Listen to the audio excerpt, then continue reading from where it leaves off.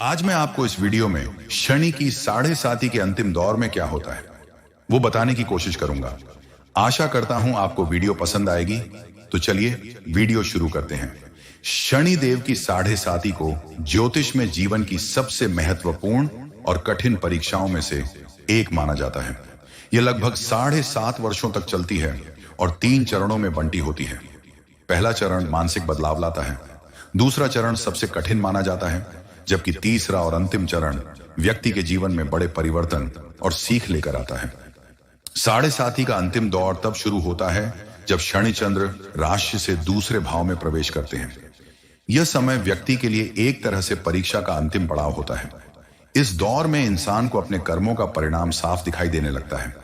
यदि व्यक्ति ने धैर्य, ईमानदारी और मेहनत का रास्ता अपनाया हो तो अंतिम चरण उसके जीवन में सुख, स्थिरता और सफलता लेकर आता है। लेकिन यदि उसने गलत कर्म किए हों तो यह समय संघर्ष और पछतावे का भी हो सकता है। अब जानते हैं शनि की साढ़े साती के अंतिम दौर में क्या होता है। साढ़े साती के अंतिम दौर में व्यक्ति मानसिक रूप से पहले से अधिक मजबूत हो जाता है।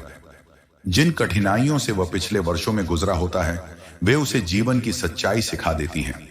अब वह छोटी छोटी बातों से परेशान नहीं होता।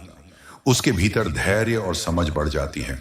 इस समय इंसान को यह एहसास होने लगता है कि जीवन केवल सुख का नाम नहीं है, बल्कि संघर्ष भी जीवन का महत्वपूर्ण हिस्सा है। कई लोग इस दौरान आध्यात्मिकता की ओर बढ़ते हैं। वे पूजा पाठ, ध्यान और भगवान की भक्ति में मन लगाने लगते हैं।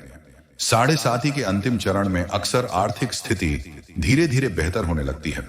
यदि व्यक्ति लंबे समय से आर्थिक परेशानियों से जूझ रहा हो तो अब उसे मेहनत का फल मिलने लगता है। रुके हुए काम पूरे होने लगते हैं और नई कमाई के रास्ते खुलते हैं। हालांकि शनि देव कभी भी बिना मेहनत के फल नहीं देते, इसीलिए इस समय भी व्यक्ति को ईमानदारी और परिश्रम बनाए रखना पड़ता है।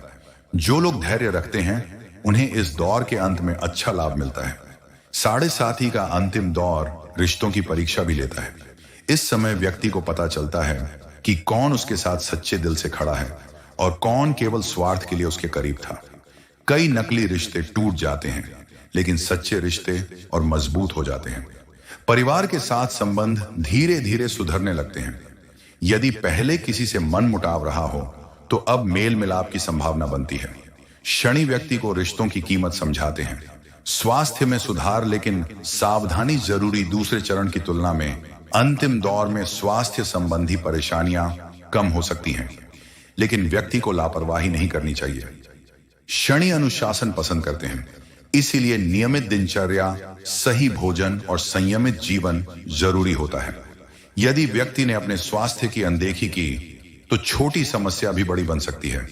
इसलिए इस समय शरीर और मन दोनों का ध्यान रखना आवश्यक माना जाता है। शनि देव को कर्म फलदाता कहा जाता है।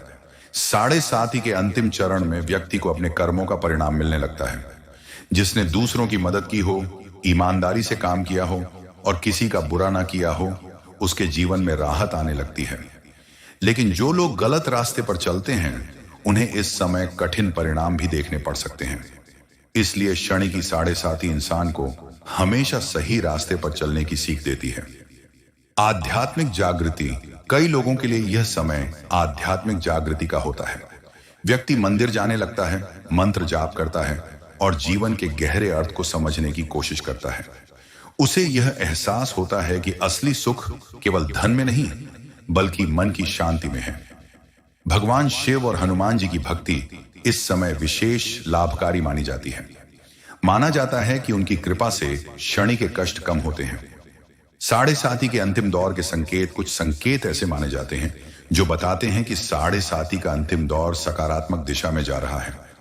पुराने रुके काम पूरे होने लगते हैं, मानसिक शांति बढ़ती है, आर्थिक स्थिति सुधरने लगती है, अच्छे लोगों का साथ मिलने लगता है, आत्मविश्वास वापस आने लगता है, परिवार में सुख शांति बढ़ती है। ये संकेत दिखाते हैं कि शनि देव अब व्यक्ति की परीक्षा समाप्त कर रहे हैं और उसे उसके कर्मों का शुभ फल देने वाले हैं।